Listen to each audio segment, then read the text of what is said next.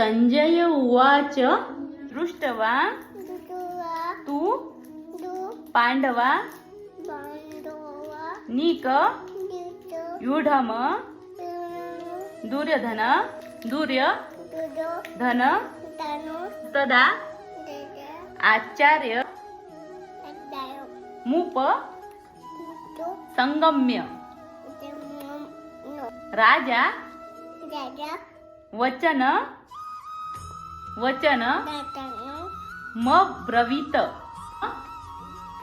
ब्रवीत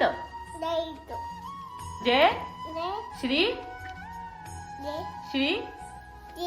Krishna.